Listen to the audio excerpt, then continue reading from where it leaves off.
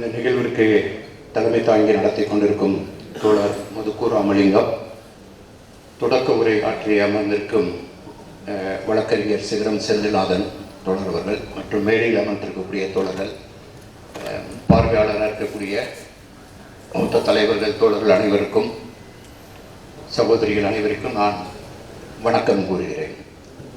இது இந்த நிகழ்ச்சியை தொடங்கும் போது மதுக்கூர் ராமலிங்கம் ஒரு விஷயத்தை சொன்னார். 50 ஆண்டுகளாக சேதாரம் இல்லாமல் நடந்திருக்கக்கூடிய ஒரு அமைப்புன்னு, சேதாரம் மட்டும் இல்லாமல் செய்கூலியும் இல்லாமல் நடந்திருக்க அமைப்பாக நான் அதை பார்க்குறேன். எனக்கு அவர் பேசிட்டு இருக்கும்போதே நிறைய விஷயம் மனசுக்குள்ளே வருது. அதாவது நான் கிட்டத்தட்ட 1984 ஐஏஎஸ்க்கு போய் பணியாற்ற தொடங்கினதுக்கு முன்னாடி இருந்தாலுமே அதுக்கு முன்னாடியே தாமசா மேடைகளில் நான் பங்களிச்சிருக்கேன். அப்போ என்னுடைய தொடர்புங்கிறது நான் பணிக்கு வர்றதுக்கு முன்னால் இருந்தே வந்தது. அப்புறம் அந்த தமுக்கத்தில் தான் தொடங்கினாங்கிற செய்தி எனக்கு புதுசு தான். தமுக்கம்னு சொன்னவுடனே நான் முதல் வயசுலேருந்து ஒரு 7-8 வயசு வரைக்கும், 10 வயசு வரைக்குமே நான் வளர்ந்த இடம் நரிமேட்டில் இந்த தமுக்கத்துலேருந்து ஒரு 1.5 கிலோமீட்டர் இருக்கும். அதுக்கு பின்னாடி நான் படித்த ஸ்கூல் தமுக்கத்துலேருந்து ஒரு 300 அடி கூட இல்லை, தலாக்குளத்தில். அப்புறம் நான் ப்ரிப்பேர் சிவில் சர்வீஸ்க்கு ப்ரிப்பேர் பண்ணும்போதும் ஒன்று ராஜாஜி பொங்கல், இல்லைன்னா தமுக்கம் அந்த இதில் உட்காந்து தான் அந்த இதெல்லாம் காம்படிட்டிவ் சக்ஸஸ்லாம். எனக்கும் தமுக்கத்துக்குமே நிறைய தொடர்பு உண்டு. தமுக்கத்தில் நிறைய விஷயங்கள் செஞ்சுருக்கோம், பேசியிருக்கேன், பேச்சு போட்டி, நாடகம் கூட நடிச்சிருக்கேன், எல்லா விஷயம் செஞ்சேன். ஆக இந்த தமுக்கத்தில் தொடங்குனது இந்த 50வது ஆண்டு விழா நிகழ்வில் நான் கலந்து கொள்வது என்பது என்னை பொறுத்தவரையில் ஒரு தனிப்பட்ட ஒரு மகிழ்ச்சியும் நெகிழ்ச்சியையும் கூட சொல்லுகிறது. இந்த நிகழ்ச்சியில் நான் கவனித்த சில விஷயங்கள் அண்மையில் தோழர் நந்தலாலா, கரிசல் கோயில் கிருஷ்ணசாமி, நாருங்குநாதன் போன்ற தோழர்கள் எல்லாம் இழந்துரு இப்போ திருப்பி கரிசல் கோயில் அவருடைய குரல், அதற்கு பின்னால் ஒரு ராப் இசை, சொல்லிசைங்கிற பேரில் ரொம்ப அருமையாக ஒரு பாட்டு பாடினாங்க. அதில் பாடும்போதே தப்புன்னு தெரிஞ்சா டப்புன்னு கேட்டுறணும், பட்டுன்னு கேட்டணுங்கிற மாதிரி பாடினாங்க. அது இந்த மரபை தமிழ் சமூகம், நமது சமூகம் எப்படி தொடக்கத்திலிருந்து சொல்லி வந்திருக்கிறது என்பதை நான் சுட்டிக்காட்ட விரும்புகிறேன். எனக்கு ஒரு 30 மணித்துளி நான் எடுத்துக்கிடுவேன். அது மட்டும் இல்லாமல் அந்த பாட்டில் நான் கவனித்த ஒரு சொல், ஒரு பெயர் என்ன, நான் இந்த பேச்சை நான் இங்கே என்ன கவனிச்சேங்கிறதான் தொடங்கினேன். பாடலுக்கு நடுவிலே அனிதாவுடைய பெயர் வந்தது. அனிதாவுடைய பெயர் வந்தவுடனே எனக்கு எங்கேயோ மனசு எங்கேயோ போயிடுச்சு. அனிதா வந்தப்பயே இந்த துரோணர் அப்படிங்கிற பிம்பத்தை திருப்பி மீட்டுக்கு தமிழ் சமூகத்திற்கு கொண்டு துரோணரை பற்றி நான் தொடர்ந்து எழுதி கொண்டே இருக்கிறேன். இப்போது கூட அகஸ்தியரை பற்றி எழுதும் போது, அகஸ்தியர் என்பது தொல்காப்பியரின் கட்டை விரலில் திணிக்கப்படும் இன்னொரு அகஸ்தியர், ஆனால் அவர் ஏகலைவன் அல்ல அப்படின்னு எழுதினேன். ஆனால் இன்றைக்கு தேதிக்கு நான் திரும்பி பார்க்கும்போது மறுபரிசீலனை, நிறைய விஷயங்களை மறுபரிசீலனை செய்தோம் என்று சிகரம் அவர்கள் குறிப்பிட்டார்கள். நான் பல முறை யோசித்து பார்த்திருக்கிறேன். இந்த நாட்டில் சமமற்ற தன்மையை சமமாக்குவதற்காக முதல் முறையில் இந்த இந்திய பண்பாட்டு சமூக வரலாற்றில் முதல் முறையாக எழுப்பப்பட்ட ஒரு சமத்துவ சாசனம் தான் அரசியல் சாசனம். அது அடிமை சாசனத்தை அடித்து நொறுக்கிய அரசியல் சாசனம். அந்த அரசியல் சாசனம் ரொம்ப யோசிச்சு, இந்திய நாட்டுக்கு சமூக விடுதலை வருவதற்கு முன்னால் அரசு சார்ந்த விடுதலை கிடைத்து விட்டதனால் ஒரு மனிதனுக்கு ஒரு ஓட்டு, அந்த ஓட்டினுடைய மதிப்பு ஒரு ஓட்டு என்ற சம உரிமையை முதலாக இந்திய சமூகத்தில் அறிமுகப்படுத்தியதே வாக்குரிமை தான். அதனுடைய அடிப்படையில் தான் இந்த காலங்காலமாக இருக்கக்கூடிய இந்த ஏற்றத்தாழ்வுகளை நோக்கி தான் இந்த இடஒதுக்கீடு அப்படிங்கிற ஒரு கான்செப்டே வந்தது. பட்டியல் இனத்தவர்கள், பழங்குடியினர், பிற்படுத்தப்பட்டவர்கள். ஆனால் கொஞ்சம் கூட ஓசையே இல்லாமல் பொருளாதாரத்திற்கு பிற்படுத்தப்பட்டவர்கள் என்ற பெயரில் இடஒதுக்கீடு திணிக்கப்பட்ட போது அதற்கும் பல பொது உடைமையாளர்களுமே அதற்கு துணை போனார்கள்ங்கிறதையும் நாம் மறுக்க முடியாது. அதை மீண்டும் மீள்பரிசீலனை செய்ய வேண்டிய ஒரு காலகட்டத்தில் நாம் வாழ்ந்து கொண்டிருக்கிறோம் என்பதை சுட்டிக்காட்ட விரும்புகிறேன். ஏனென்றால் அதற்கு ஒரு மிக முக்கியமான ஒரு பின்னணி இருக்கிறது. இந்த பாட்டை நான் கேட்டதுனால என்னால் இதை நான் சொல்லாமல் இருக்க முடியவில்லை. வெறுப்பின் குற்றம் வீழ்க, அன்பே அரமணம் எழுக அப்படின்னு சொல்லும்போது, அறத்திற்கே அன்பு சார்பு, என்பில் அதனை வெயில் போல காயுமே அப்படிங்கிற அன்புக்கும் அறத்துக்குமான தொடர்பை எடுத்து சொன்னாங்க. இந்த கேள்வி கேட்கணும் அப்படிங்கிற அந்த கருத்தியல் இருக்கு பாத்தீங்களா, இந்த கேள்வி கேட்கணுங்கிற கருத்தியலை வந்து எனக்கு தெரிஞ்சு கேள்வி கேட்காம இருக்கிறது தான் இந்த பண்பாட்டு மரபுகள், தொன்மங்கள், இலக்கியங்கள் எல்லாமே கேள்வி கேட்காம இருக்கிறது தான் சொல்லி கொடுத்துச்சு. ஆனா கடவுள் ஆயினும் ஆக, என் முன்னால இருக்கிறது கடவுளே இருந்தாலும் எனக்கு ஒரு சந்தேகம் இருந்தா அவன்கிட்ட கேள்வி கேட்பேன் அப்படின்னு சொல்லி கொடுத்ததுதான் நம்ம இலக்கியம். நான் அதை பற்றி உங்களுக்கு ஒரு புத்தகத்தை எழுதியிருப்பேன், கடவுள் ஆயினும் ஆகன்னு. ஒரு பொண்ணு காதலிக்கிறா, காதலிச்சுட்டு இருக்கும் போது அவளுக்கு வேற இடத்துல பொண்ணு பார்க்குறாங்க, ஒரு மாதிரி வெளியில சொல்லாம இருக்கிறா, தோழிக்கு மட்டும்தான் தெரியும். அப்புறம் வந்து அவளுக்கு வந்து சாமி ஆட்டுறதுக்கு ஒரு ஆளை கூட்டு வந்துடுறாங்க, ஒரு வேலன் வெறியாட்டுதல்னு. அவனை விட்டா வந்து அவன் கிட்டத்தட்ட முருகனே வந்து இறங்கிட்டது மாதிரி இதெல்லாம் பண்ணி ஆட்டு பள்ளியெல்லாம் கொடுத்து சந்தனம் பூசி அருள் இறங்கி இங்க பயந்துருச்சு அங்க பயந்துருச்சு வேலன் வந்து தான் சொல்ல போறான். அந்த நேரத்துல ஒரு தோழி சொல்றா, நீ உண்மையிலே கடவுளா இருந்தா உனக்கு தெரியாம இது நடந்திருக்க முடியாது, உனக்கே தெரியும் இவன் இப்படி இருக்கிறதுக்கு காரணம் நீ இல்லை அப்படின்னு சொல்லி இருக்கும் போது நீ கடவுளையாக இருந்துட்டு போ, இருந்தாலும் இவன் கூப்பிட்டா நீ வந்திருக்க பாரு, நீ ஒரு முட்டாள், கடவுள் ஆயினும் ஆக மடவை முன்ற வாழிய முருகே அப்படின்னு சொன்ன. அவ கடவுள் நம்பிக்கை உள்ளவள், எல்லாருமே கடவுள் நம்பிக்கை உள்ளவர்கள். ஆனால் தேவைப்பட்டால் கேள்வி கேட்போம் என்ற நிலையை கற்றுக் கொடுத்தது. நான் இந்த நீங்க சொல்லிங்கிற அந்த அறத்திற்கே அன்பு சார்ப மரத்திற்கும் மகளே துணைங்கிறது, அறத்திற்கெல்லாம் தலையாய ஒரு அறம் உண்டு, அறத்திற்கெல்லாம் தலையாய ஒரு அறம் ஒன்று, அதன் பெயர் பகிர்தல் அறம். Equity, distributive justice is the fundamental. அதுதான் அறத்திற்கெல்லாம் அடிப்படையான ஒரு அறம். அதனாலதான் வந்து இறந்தும் உயிர் வாழ்தல் வேண்டின் பறந்து கெடுகை உலகை ஏற்றியான ஒரு திருவள்ளுவனால் சொல்ல முடிந்தது. அதனால்தான் சங்க இலக்கியம் பசிப்பினி மருத்துவன் இல்லம் அனித்ததோ செய்ததோ அப்படின்னு ஒரு கவிதை எழுத முடிஞ்சது. யோசிச்சு பாருங்க, பசி ஒரு பிணி, அதுக்கு மருந்து உணவு தான். அந்த பசிக்கு பிணிக்கு மருந்து உணவு கொடுக்கிறவனுக்கு பேரு பசிப்பினி மருத்துவன். அவன் குடியிருக்கிற இடம் பசிப்பினி மருத்துவன் இல்லம். இது மாதிரி ஒரு சொற்றொடரை எங்கேயாவது பார்த்திருக்கீங்களா? அங்க தொடக்கத்தில் இருந்து இந்த நாம் சார்ந்த ஒரு இலக்கியம் மக்களுக்காகவே குரல் எழுப்பி கொண்டிருக்கிறது. இதை பேசுவதற்கான எல்லா தகுதிகளையும் உடையவன் என்று நான் மிக பணிவன்போடு சொல்லக்கொள்ள விரும்புகிறேன். எனக்கு தெரியும் நான் எந்த மேடையில் இருப்பேன், எந்த மேடையில் இருக்க மாட்டேன், நான் யாருடன் இருப்பேன், யாருடன் இருக்க மாட்டேன் என்பது தெளிவாக இருக்கும். இந்த கடந்த 40 ஆண்டுகளாக நான் அடிக்கடி சொல்லி வருகிறேன், நான் வந்து என்னை கவிஞர் என்று சொல்வார்கள். நான் ஒரு 17 புத்தகம் என் பெயரில் வந்திருக்கிறது. எந்த புத்தகத்திலும் அட்டையில் பாலகிருஷ்ணன் IAS என்று இருக்கவே இருக்காது. ஏனென்றால் அது எனது அடையாளம் அல்ல. ஆனாலும் அந்த களத்தை நான் சார்ந்த கருத்தியலுக்காகவும் நான் சரியென்று நினைக்கிறவரை செயல்படுத்துவதற்காகவும் பயன்படுத்தி இருக்கிறேன். பண்பாட்டு தளத்தில் நான் ஒரு பல கவிதையில் எழுதியிருக்கிறேன். ஆனால் வந்து ஒரு கவிதையை நான் சொல்ல விரும்புவது மக்களின் வரலாறு, மற்றதெல்லாம் வரப்பு தகராறு. இலக்கியத்தையே ஒரு மொழியையும் இலக்கியத்தையும் தான் தலையில தூக்கி வச்சு சிலுவையை தூக்கி திரிகிற மாதிரி நினைக்கிறவங்களுக்கு இது கவிதையா தெரியாது. என்னை மாதிரி ஆளுங்களுக்கு இதுதான் கவிதை. மக்களின் வரலாறு, மற்றதெல்லாம் வரப்பு தகராறு அப்படின்னு சொல்லிட்டு பேசும்போதுதான் நீங்க வந்து யாருக்காக பேசுறீங்க அப்படிங்கிற தெளிவு வந்து நமக்குள் வருது. இந்த செயல்பாட்டு களத்தில் நான் அடிக்கடி சொல்லிட்டு இருக்கேன், சேர்ந்த அறிக்கை இருக்கிறதுலயே வலுவான ஒரு அறிக்கை அப்படி இருக்குன்னு சொன்னா அதை வந்து என்னை போன்றவர்கள் நான் எப்படி எடுத்துருக்கேன்னா செயல். இந்த செயலுக்கு நான் வந்து சில விஷயங்கள் சொன்னேன். இன்னைக்கு வந்து அம்பேத்கர் படத்தை காமிச்சேன்.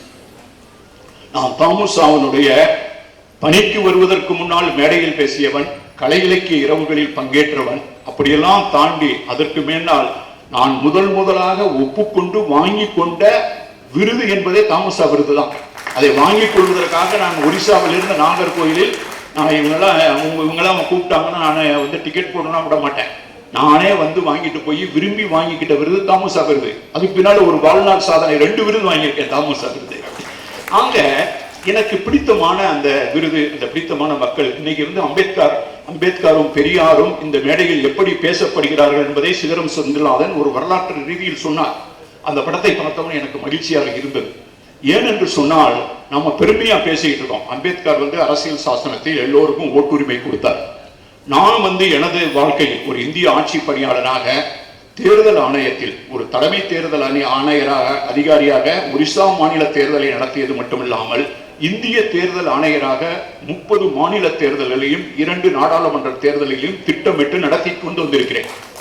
அதன் மூலமாக இந்தியாவில் ஒரு 15-16 மாவட்டங்கள் தவிர எல்லா மாவட்டங்களிலும் கால் வைத்திருக்கிறேன். ஆனால் நீங்கள் நம்புவீர்களா, 2007ஆம் ஆண்டு வரை உத்தரப்பிரதேசத்தில் ஒரு வாக்குச்சாவடியின் உள்பகுதி எப்படி இருக்கும் என்றே பார்த்திராத மக்கள். ஒரு முறை கூட அவங்க ஓட்டு போடுங்க. 51-52 நடந்த முதல் தேர்தல் இருந்து 2007 வரைக்கும் உத்தரப்பிரதேசத்தில் வாக்களிக்காத மக்கள் இருந்தார்கள்.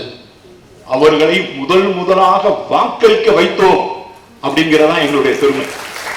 முதலாக வாக்குச்சாவடி. ஏன்னா அந்த வாக்குச்சாவடியே ஒரு பண்ணையார் வீட்டுல, நம்ம தமிழ் சினிமாலாம் பாத்தீங்கன்னா இருக்குல்ல, பெரிய பெரிய தூணெல்லாம் வச்சு ஒரு பண்ணையார் இருக்குல்ல, அந்த மாதிரி வீட்டுல வாக்குச்சாவடி வச்சா யாரை உள்ள விடுவான்? அந்த வீட்டுக்குள்ள எவன் உள்ள போகுமோ அவன் தான் ஓட்டு போட முடியும். தேர்தல் ஆணையத்தில் என்ன சொல்லுதுன்னு கேட்டீங்கன்னா, அது ஒரு பள்ளிக்கூடம் பொது கட்டிடத்தில் இருக்கணும். பொது கட்டிடமே இல்ல, பள்ளிக்கூடமே இல்ல அப்படின்னா நீங்க ஒரு தற்காலிகமாக ஒரு கூடத்தை உருவாக்கணும். அதுவும் முடியல, ஒரு தனியார் இடத்தில் தான் ஒரு வாக்குச்சாவடி அமையும் என்றால் அவர் எந்த விதமான கான்ட்ரவர்சி முரண்பாடு அற்றவராக இருக்க வேண்டும் அப்படின்னு தேர்தல் ஆணையம் சொல்லுது. ஆனால் இந்த வாக்குச்சாவடி ஒரு இடத்தை மட்டும் நாங்கள் கண்டுபிடிச்சோம். நிறைய இடத்துல இது மாதிரி இருந்தாங்க. ஒரு வாக்குச்சாவடி ஒரு மிக ஆளுமை ஆதிக்க ஜாதியை சேர்ந்த ஒரு மிக முக்கியம். அந்த ஆளை பார்த்தாலே யாரும் வரமாட்டாங்க. அந்த பகுதியை கிராஸ் பண்ணியே போய் முடியாது, துப்பாக்கி வச்சுட்டு உட்கார்ந்து இருப்பாங்க. இப்படிப்பட்ட இடங்களை கண்டுபிடித்து 19 கோடி மக்களை தடுக்கக்கூடிய 77,000 பேரை கண்காணித்து ஒரு துளி ரத்தம் சிந்தாமல், ஒரு வாக்குச்சாவடி கைப்பற்றப்படாமல், ஒரு மனிதன் கூட வாக்குரிமையை மறுக்கப்படாமல் அந்த தேர்தலை நடத்தி காட்டிவிட்டு எங்கள் வீட்டில் நுழைந்தவுடன் பாரதி சிலையின் பாரதியினுடைய ஓவியத்தின் முன்னால் நின்று நான் ஒரு பெரிய வணக்கம் சொன்னேன். பாரதி சிலையின் ஓவியத்தின் முன்னால் நின்று நான் பெரிய வணக்கம் சொன்னேன். அதை நான் எழுதிய ஆகச் சிறந்த கவிதையாகவும் நினைத்தேன். ஏனென்றால் செயல்தான் ஆகச் சிறந்த அறிக்கை. அப்ப நீங்க யோசிச்சு பாருங்க. அவங்களுடைய களத்தில் எழுத்தாளர்கள் எழுதி கொண்டிருக்கிறார்கள். தோழர் ரோகிணி இருக்காங்க, அவங்களுடைய தளத்தில் இயங்குறாங்க. அருணன் இருக்காரு, எல்லாரும் தமிழ்ச்செல்வன், இப்படி எல்லாருமே அவங்க தளத்துல இயங்கும் போது நான் என்னுடைய பணியை கூட எனக்கான ஒரு களமா தான் நினைச்சிருக்கேன். நீங்க யோசிச்சு பாத்தீங்கன்னா, நீங்க ஒரிசாவை பத்தி கேள்விப்பட்டிருப்பீங்க. நான் 1984 போகும்போது பெரும்பாலும் பத்திரிகைகளில் வருவது பட்டினி சாவுன்னு வரும், உணவு இல்லாம குழந்தை வித்துட்டாங்கன்னு வரும். இப்படி செய்திகளாக வந்து கொண்டிருந்த ஒரு மாநிலம். சென்ற ஆண்டு தான் நான் திரும்பி வந்தேன் தமிழ்நாட்டுக்கு. we are a revenue surplus state, வருவாய் இருக்கக்கூடியது, மற்ற மாநிலங்களுக்கு அரிசியை ஏற்றுமதி செய்கிற மாநிலமாக மாறியது. இதற்கான பின்னணியில PUCL என்ற ஒரு அமைப்பு ஒரு வழக்கு போட்டாங்க, ஒரு பொதுநல வழக்கு போட்டாங்க 2002-3 தொடக்கத்தில். அது உச்ச நீதிமன்றத்துக்கு போய் அவங்க ஒரு தீர்ப்பு எழுதுறாங்க. இனிமேல் இந்தியாவில் யாராவது ஒருவன் சாப்பிடுவதற்கு உணவு இல்லை என்று பட்டினியில் செத்துவிட்டால் அது தொடர்பாக வழக்கில் நேரில் ஆஜராவதற்கு அந்த மாநிலத்தினுடைய தலைமைச் செயலாளர் உச்ச நீதிமன்றத்துக்கு வர வேண்டும் அப்படின்னு ஒரு ஆர்டர் போட்டார். எங்களுடைய தலைமைச் செயலாளர், நான் அப்ப பேரிடர் மேலாண்மையை கவனிக்கும் பொறுப்பில் இருக்கிறேன், அவர் வருத்தத்தோடு என்னை கூப்பிட்டு இந்த மாதிரி பாலகிருஷ்ணன் பாருங்க, இப்படிலாம் இந்த இதெல்லாம் நடைமுறைக்கு செயல்பட்டு வருமா, எங்கேயோ ஆராய்ச்சி வாங்குறதுக்கு எப்படி தலைமைச் செயலாளருக்கு தெரியும், இப்படி ஒரு ஆர்டர் போட்டிருக்காங்கன்னு. அந்த ஆர்டரை பார்த்தவனே என் மனசெல்லாம் அவ்வளவு சந்தோஷம். இந்த மாதிரி ஒரு ஆர்டரை போட்டிருக்காங்களே இருக்கு. ஒன்றும் கவலைப்படாங்க சார், 2 நாள்ல நம்ம பேட்டர் சார்ட் அவுட் பண்ணிடுவோம், நீங்க போக வேண்டிய தேவையே இல்லாத அளவுக்கு நம்ம பண்ணிடலாம்னு 2 நாள் இதை என்ன பண்ணணும்னு உட்கார்ந்து நான் எழுதிய சிறந்த இலக்கியங்களில் அது ஒன்று. ஒரு சுற்றறிக்கை எழுதணும். யார் பட்டினி இருக்கிறான் என்பது பக்கத்து வீட்டுக்கு காரணங்க தெரியாம ஒருத்தன் பட்டினி இருக்கவே முடியாது. அந்த தெருவில் இருக்கிறவனுக்கு தெரியாம ஒருத்தன் பட்டினி இருக்கவே முடியாது. அந்த வார்டு கவுன்சிலருக்கு தெரியாம ஒருத்தன் பட்டினி இருக்கவே முடியாது கிராமத்துல. ஆக ஒரு வீட்டில் பக்கத்து வீட்டுக்காரன் உடல் நலம் இல்லாம இருக்கான், அவன் போக முடியாது, 100 நாள் வேலை திட்டத்துக்கு போக முடியாது, அவன் பட்டினியில் இருக்கான்னா அவனை அடையாளம் கண்டு அப்ப ஒவ்வொரு முறையும் 15 நாளைக்கு ஒரு தடவை ஃபார்ட்நைட்லி ரிப்போர்ட் பேரு, 15 நாளைக்கு ஒரு தடவை இந்த மாநிலம் முழுவதும் அத்தனை வார்டுகள், அத்தனை கிராமங்கள், அத்தனை பிளாக்ல இருந்து எனக்கு ஒரு ரிப்போர்ட் வரும். நான் கடைசியில கொடுக்கிறது தலைமைச் செயலருக்கு ஒரே ஒரு அறிக்கை, இந்த மாநிலத்திலும் எவனும் பட்டினியாக இல்லை. எனக்கு வர்றது 30 மாவட்ட கலெக்டர்கள் அறிக்கை, அவங்களுடைய ஒரே பக்கம் இந்த மாவட்டத்தில் எவனும் பட்டினியாக இல்லை. அவருக்கு வர்றது சப் கலெக்டர், அவருக்கு வர்றது கடைசியில் என்னன்னு கேட்டீங்கன்னா ஒவ்வொரு மாதமும் ஒரு 15 நாளும் ஒரு மீட்டிங் போட்டு எங்க தெருவில் யாருமே பட்டினியா இல்லை. ஏன்னா யாராவது பட்டினியாக உணவு வசதி இல்லாமல் இருந்தால் முதல் 10 நாட்களுக்கு அவர் யாரிடமும் கேட்காமல், எந்த அதிகாரியிடம் எந்த அரசியல்வாதியிடம் கேட்காமல் முதல் 10 நாட்களுக்கான உணவுக்கான பொருளை வழங்குகிற உரிமையை வார்டு கவுன்சிலருக்கும், 15 நாளைக்கு கொடுப்பதை அதுக்கடுத்து இருக்கிறவருக்கும், 1 மாதம் கொடுப்பதை பிடிஓவுக்கும், 2 மாதம் கொடுப்பதை சப் கலெக்டருக்கும், 3 மாசம் கொடுக்கிறத கலெக்டருக்கும் இப்படியே கொண்டு வந்து ஒருத்தன் 6 மாசம் சாப்பிட்றதுக்கு அது வரைக்கும் சிஸ்டம் வந்து அதுல சார்ட் அவுட் பண்ணினா அந்த சிஸ்டம் இருக்கிறதுலே அர்த்தம் கிடையாது. அவனுக்கு 100 நாள் வேலை திட்டம், இது உணவு திட்டம், இலவச உணவு திட்டம் எவ்வளவு இருக்கு. ஆக அதுக்கு பின்னால் அந்த அறிக்கை வரல, யாருமே அதை அரசியலாக்க முடியவில்லை. அதற்கு தெளிவு வந்து அந்த அறிக்கை இன்னைக்கு நீங்க படிச்சு பாருங்க, நீங்க வந்து காட்டட்டும். எவனாவது ஒருத்தன் வந்து வம்புக்குன்னு அரசியல் பண்றதுக்காக பண்ணிருப்பான். இடையில ஒரு 10 வருஷத்துக்கு மேல நீங்க கேள்விப்பட்டிருப்பீங்க, ஒரு ஆளுடைய மனைவி வந்து இதுல இறந்து போயிட்டான், கவர்மெண்ட் ஹாஸ்பிட்டல் இறந்து போயிட்டான். இறந்து போனவங்கள அந்த டெட் பாடியை ஒருத்தன் நைட்டு 1 மணிக்கு யாருக்குமே தெரியாம கவர்மெண்ட் ஹாஸ்பிட்டல் யாரும் நைட்டு முடிச்சு பார்த்துட்டு இருக்கான். இவன் தூக்கி அவன் ஒய்ஃப் வந்து இப்படியே மேல தூக்கி போட்டிருக்கான். அந்த மனைவியினுடைய அந்த பிணத்தை வந்து அவ்வளவு அருமையா துணியை போட்டு கட்டியிருக்காங்க, டேப் எல்லாம் போட்டு கட்டியிருக்காங்க. அது ஒரு நிறுவனம் சார்ந்து யாராவது இயங்கி அப்படி கட்டினாதான் கட்ட முடியும். அவன் தூக்கிட்டே போறான். ஒரு வனத்துறைக்காரன் வந்து என்னையா டெட் பாடியை தூக்கிட்டு போற, நான் ஆம்புலன்ஸ் சொல்றேன் அப்படின்னு சொல்லி ஆம்புலன்ஸ் கூப்பிடுங்கிறாரு. அதையும் மீறி அவன் நடக்கிறான். நடந்தவன அவன் வந்து ஒருத்தன் கேமராவில போய்கிட்டே இருக்கான். இது சமூக ஊடகங்கள்லாம் வருது. டெல்லியில ஒருத்தன் கவியரங்க நடத்துறான், இவன் தாண்டா ஷாஜகான். என்னடா பெரிய தாஜ்மஹால் கட்டிவிட்டான், பொண்டாட்டி தூக்கிட்டு நடந்தான் போறான், இவன் தாண்டா ஷாஜகான் ஒருத்தன் கவிதை எழுதுறான். வளைகுடா நாட்டுல இருந்து ஒரு அமீர் வந்து கேட்டு பார்த்துட்டு இவன் தாண்டா ஷாஜகான் சொல்லிட்டு அவனுக்கு ஒரு 10 லட்சம் ரூபாய் பணத்தை அனுப்புறாரு. நாங்க வந்து என்னடா பதறி அடிச்சு ஏன்டா பணத்தை தூக்கிட்டு போனான்னு பார்த்தா அவன் அந்த 10 லட்சத்தை வாங்கி 6 மாசத்துல 2 கல்யாணம் பண்ணிட்டான். ஆக இந்த மாதிரி அரசியலாக்கப்படுவதை எல்லாம் நாங்கள் வந்து செயல் மூலமாக செய்ய வேண்டும் என்ற ஒரு நோக்கம் இருந்த போது நான் என்ன சொல்ல விரும்புறேன்னா, ஒவ்வொருவரும் அவருடைய தளத்தில் படைப்பாளிகள் அவருடைய தளத்தில் இறங்குகிறார்கள். ஆக வந்து நான் ஏற்கனவே சொன்னேன், அவர் சொன்னாரு வள்ளுவர் அப்படிங்கிற கான்செப்ட், பெரியாருங்கிற கான்செப்ட், நீங்க ஒரு கருத்தியலை முழுவதுமாக ஒப்புக்கொள்ள வேண்டிய தேவை இல்லை. இப்ப என்னெல்லாம் எங்க அம்மா வந்து நான் சின்ன பிள்ளை வளரும் போதெல்லாம் அவங்களாம் நேர்த்திக்கிடம் வச்சு விட்டுருவாங்க, நேர்த்திக்கிடம் வச்சிருவாங்க. தீயில இறங்க நான் தீயில இறங்கினு அவங்க கும்பிட்டுருவாங்க. அப்புறம் அவங்களுக்கு ரொம்ப அவங்க சொன்னாலும் ஒத்துக்கிட மாட்டாங்க, அவங்களுக்கு மனசு கஷ்டமா போயிடும். நான் இறங்குவேன், நான் பாஸ் ஆயிட்டேன்னா மொட்டை அடிச்சுன்னு அவங்க கும்பிட்டுவாங்க. அதனாலதான் ஒன்றும் பிரச்சனை கிடையாது. பிரச்சனை என்னன்னு கேட்டீங்கன்னா, நீங்கள் யார் சார்ந்து இயங்குகிறீர்கள். அடிப்படையில் நான் நினைக்கிறது வந்து விளிம்பு நிலை மக்களுக்காக பேசிய இலக்கியம் எது, விளிம்பு நிலை மக்களுக்காக யார் பேசுகிறார்கள், குரலற்றவருக்கான குரலை யார் ஒலிக்கிறார்கள். எல்லா பெரிய தத்துவங்களை விட எல்லா பெரிய கருத்தியல் விளையிட முக்கியமானது what is done on ground என்பதை முக்கியத்துவம் கொடுக்கிறவன் நான். ஆக வந்து அதனாலதான் வந்து நிறைய பேர் எழுதுவாங்க.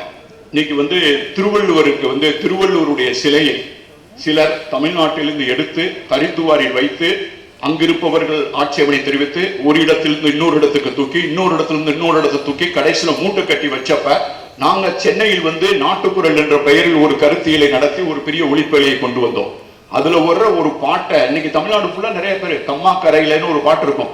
அது ஒரு இயல்பாக நான் எழுதிய நாட்டுப்புறல் பாடல். அதுல நான் ஒன்னு எழுதியிருந்தேன். என்ன எழுதினேன்னு கேட்டீங்கன்னா, கெண்ட வறுத்து வச்சு, அதுல வந்து சங்கையில திருக்குறளுக்கு ஒருத்தி பாடுறா, கெண்ட வறுத்து வச்சு செனக்கெழுத்தி மீன் குழம்பு வச்சு முள்ளெடுத்து யாரு தருவா உனக்கு முள்ளெடுக்க தெரியாதே. எனக்கு முள்ளெடுக்க தெரியாதே அப்படிங்கிறது வந்து எங்க வீட்டுல நடக்கிற டயலாக். எனக்கு முள்ளெடுக்க தெரியாது, முள்ளெடுக்க தெரியாதுன்ட்டு ஊருக்கு போறப்ப கூட மீன் கீழ் எடுக்கலான்னு கேட்டா நான் முள் எடுக்கிறதுக்கு பயந்துட்டே மீன் சமைக்க சொல்றேன். அப்ப இந்த கவிதையில வரும்போது என்கிட்ட ஒருத்தர் கேட்டாரு, திருவள்ளுவர் வந்து புலால் உண்மையை சொல்லியிருக்காரு, நீங்க வந்து கெண்டம் மெருத்து வச்சு செனக்கெழுத்தி குழம்பு வச்சு முள்ளெடுத்து யார் தருவா உனக்கு முள்ளெடுக்க தெரியாதேன்னு ஒரு பாட்டு எழுதியிருக்கீங்களே. ஆமா அப்படின்னு. திருவள்ளுவர் எழுதுனா அந்த புலால் உண்மையை நான் ஃபாலோ பண்ணல, மீதி இருக்கிற 1330 நான் ஒரு 1000 ஃபாலோ பண்ணாலே போதும். நீங்க வந்து இந்த எக்ஸலன்ஸ் தூய்மைவாதம் இது எல்லாமே வந்து நம்மை பின்னோக்கி இழுத்து செல்கிற ஒரு வகையான சூழலில் நாம் வாழ்ந்து கொண்டிருக்கிறோம். இந்த சூழலில் தான் தமிழ்நாடு முற்போக்கு எழுத்தாளர் சங்கம் இந்த பண்பாட்டு களத்தில் செயல்படுகிறது என்பதை என்ன மகிழ்ச்சியடைய வைக்கிறது. கீழடியில் இன்னைக்கு நடக்கக்கூடிய கீழடியில் நடப்பதை, கீழடியில் 2016 அவர் போனார். நாங்க 2010 கோவை மாநாட்டில், செம்மொழி மாநாட்டில் இந்த சிந்துவெளி தொடர்புகளை பற்றி மிக விரிவாக எழுதி பேசி இருக்கிறோம்.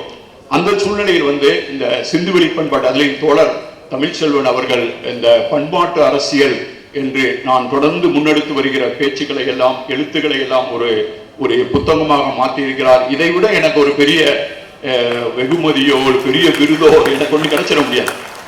அதை எழுதுவாருன்னு நான் எதிர்பார்க்கவில்லை. அதை தொடர்ந்து படித்து இந்த மாதிரி எனக்கும் முற்போக்கு எழுத்தாளர் சங்கத்திற்குமான தொடர்பு. இப்போ இன்னைக்கு இந்த ராப் இசை பாடிய அந்த தோழர்களை நான் கேட்டுக்கொள்ள வரும்போது, நான் இந்த மாதிரியான ஹை லெவல் இந்த சிந்துவெளி அது இது பேசினா கூட இந்த சிந்துவெளி கீழடியை பற்றி ஒரு ராப் பாடல் எழுதப்பட வேண்டும். இதையெல்லாம் தெருவெல்லாம் சென்று ஒழிக்க வேண்டும். நீங்க எழுதுறாந்தாலும் எழுதுங்க, நம்ம 2 பேரும் சேர்ந்து உட்கார்ந்து எழுதுறாந்தாலும் எழுதுவோம். எனக்கு ராப் எழுதவும் வரும் அப்படிங்கிறத நீங்க நம்புங்க. அது நீங்களே எழுதி பாடிட்டு என்னை கேட்கறதுக்கு கூப்பிடுங்க. ஏதோ ஒரு வகையில கீழடியும் சிந்துவெளியும் ஒரு ராப் பாட்டா பாடி தெரு தெருவா பாடி தீக்கணும்னு நினைக்கிறேன். இதை ஏன் நான் சொல்ல வரேன்னு கேட்டீங்கன்னா, நம்மை அறியாமல் நமக்குள் சில கருத்தியல்கள் புகுத்தப்படும். நான் சொன்னேன் பாத்தீங்களா, இந்த பட்டினி சாவுகள் இருக்கக்கூடியவங்களை நாங்க தடுக்கிறதுக்கு என்ன செஞ்சோன்னு. நீங்க கொரோனா நேரத்துல தேசிய நெடுஞ்சாலைகளில் மனிதர்கள் கைவிடப்பட்டு நடந்து போகாத ஒரே மாநிலம் ஒரிசா மட்டும்தான். அவர்களை திரும்பி நடக்க விடவே இல்லை. நாங்கள் அவர்களுக்கான பொறுப்பை ஏற்றுக்கொண்டோம். கொரோனா பெருந்தொற்றுக்காக ஒரு மனிதன் ஒரு நயா பைசாவை கூட தனது சொந்த பணத்தில் செலவழிக்கவில்லை. நாங்கள் அதற்கான பொறுப்பை எடுத்துக் கொடுத்தோம். அதை எங்களுக்கு கற்றுக் கொடுத்தது சங்க இலக்கியம். நீங்க இன்னும் யோசிச்சு பாருங்க, வரகு திணை அப்படிங்கிறதுக்கு நீங்க போய் கூகுள் பண்ணி பாருங்க. மாண்டியா அப்படின்னு போட்டு நீங்க பாத்தீங்கன்னா, இது millet mission, Orissa millet mission போட்டீங்கன்னா ஒரு பாடல் இருக்கும். 3 கிராமி அவார்டுகளை பெற்ற ஒரு பாடகரை வைத்து இந்தியிலும் ஒரிசாவிலும் நாங்கள் அந்த பாட்டை பாடினோம். அதை எழுதிட்டு வரும்போது நான் எப்பயுமே எனக்கு ஒரியால கவிதை எழுதுறதோ தெரியும், அதனுடைய பொருள் என்னங்கிறத நான் பார்ப்பேன். இந்த கவிதையின் மூலமாக நம்ம என்ன சொல்கிறோம் அப்படிங்கிற தமிழ்ல எழுதிடுவேன். தமிழ்ல எழுதிட்டு இங்கிலீஷ்ல எழுதிக்கிடுவேன். அவங்க எழுதிட்டு வர ஒரியாவை புரிஞ்சுக்கிற அளவுக்கு எனக்கு ஒரியா நல்லா தெரியும். அப்ப எழுதிட்டு வரும்போது இந்த வரகு திணைக்காக நான் தீட்டியிருக்கக்கூடிய திட்டத்திற்கு ஒரு பாடலை எழுத வேண்டும் என்று முடிவெடுத்த போது, அந்த பாட்டில் வரகின் பெயர், திணையின் பெயர், கேழ்விறகின் பெயர் ஆதி அன்னம் என்று குறிப்பிடப்பட்டிருந்தது. நான் ஆதி எண்ணம், அது என்ன ஆதி எண்ணம் கிடையாது சொல்லியா, பாட்டை இன்னொரு தடவை சொல்லு, பாட்டை இன்னொரு தடவை கேட்டா ஆதி எண்ணம் இது என்ன, அந்த வேலையெல்லாம் வச்சுக்கிடாத. அதுக்கு பேர் மாண்டியா. மாண்டியான்னா அந்த பகுதியில் கிராமத்துல மாண்டியான்னா கேழ்வரகு. மாண்டியாதான் அந்த பல்லவி, மாண்டியாதான் அந்த பாட்டுல திருப்பி திருப்பி வரும். அப்படின்னா அந்த பாட்டை நீங்க மாத்தணும்.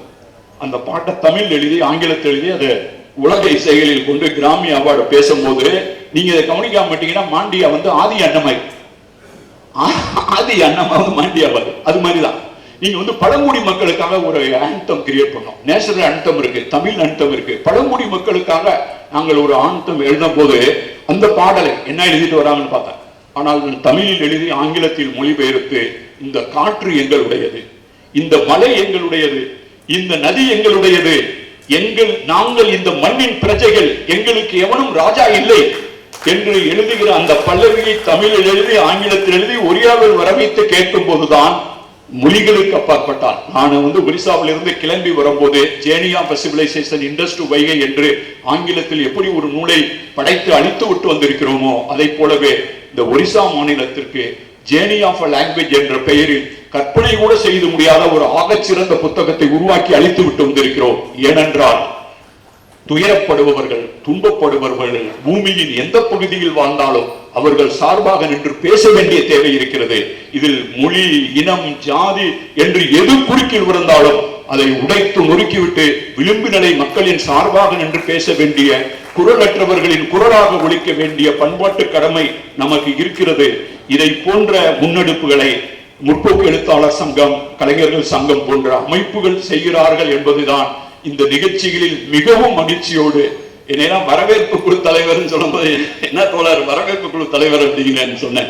இல்ல தோழர், நீங்க வரவேற்பு குழு தலைவரா இருக்கு. வரவேற்பு குழு தலைவரா இருந்ததுனால அவங்களுக்கு எதுவும் பயன் இருந்ததோ இல்லையோ, வரவேற்பு குழு தலைவர் சொல்லவும் நான் இந்த மாதிரி அமைப்புகளில் மட்டும்தான் நான் மிக மகிழ்ச்சியோடு நான் ஒப்புக்கொள்வேன். அந்த வகையில் தமிழ்நாடு முற்போக்கு எழுத்தாளர் சங்கத்தின் தொடர்பில் நான் படிக்கும் காலத்தில் இருந்து இன்று வரை தொடர்ந்து தொடர்பில் இருப்பதும், அந்த அந்த தமுக்க மைதானத்தின் பகுதியில் பிறந்து வளர்ந்து படித்து இன்னைக்கு கூடிய இந்த பொன்விழா நிறைவு விழாவில் கலந்து கொள்வதிலும், அதுவும் மிகச் சிறந்த தலைவர்கள் அனைவர்களும் தோழர்கள் அமர்ந்திருக்கிற இந்த அமைப்பில் நான் பேசியதில் மிகவும் மகிழ்ச்சி அடைகிறேன். தொடர்ந்து நாம் பயணிப்போம். நாம் செல்ல வேண்டிய இது இந்த சூழல் இந்த சூழல் நாம் உரையாட வேண்டிய களங்கள் மிக நிறையாக இருக்கின்றன. அதில் அவரவர்கள் செய்கிற களத்தில் இருந்து பணியாற்ற வேண்டிய தேவை இருக்கு. எல்லாரும் ஒரே மாதிரி தான் பணியாற்ற வேண்டியதில்லை.